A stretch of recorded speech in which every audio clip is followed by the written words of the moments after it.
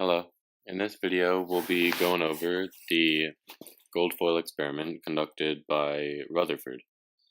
This video will go over what the experiment was, how it worked, and what it was for, and who it was by. And it's an animation I created myself. Feel free to use for educational purposes. Okay, so the gold foil experiment consisted of three main parts. The box that would shoot the alpha particles, which is that gray box there, and that would shoot the alpha particles out of it.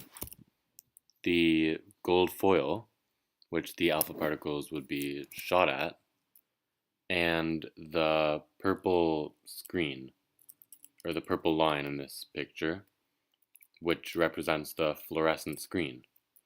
And how it would work was the alpha particles would be shot through the gold, and it would light up on the screen, showing where it hit on the screen, showing if it went straight through or deflected.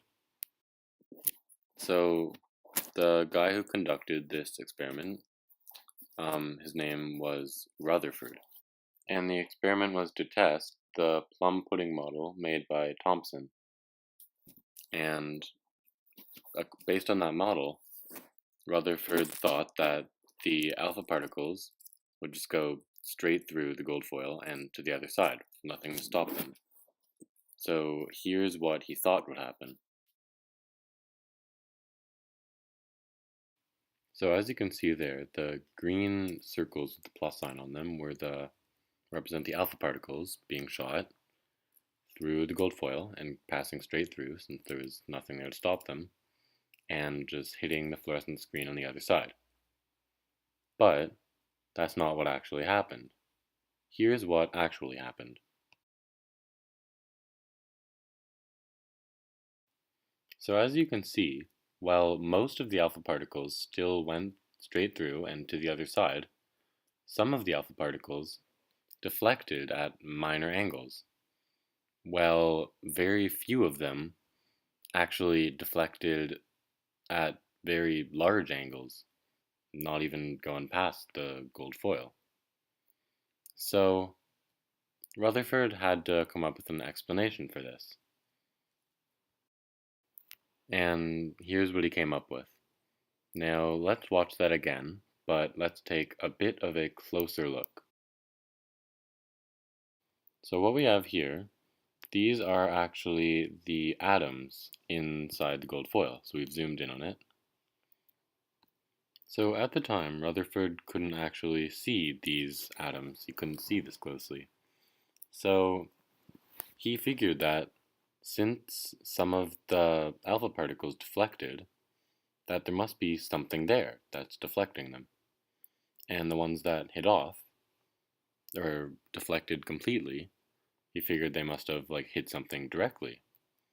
So he came up with that these yellow dots here represent the nucleus, and he said the nucleus must have something positive, or some kind of positive particle, because otherwise the alpha particles wouldn't deflect.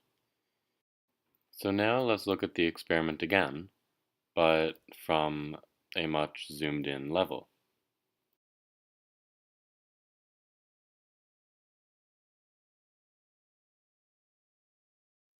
Okay, so most of the particles did not hit any of the nucleus. However, some of the particles hit off the nucleus and deflected at small angles. Finally, very few of the particles hit off the nucleus directly and bounced right back, or deflected right back.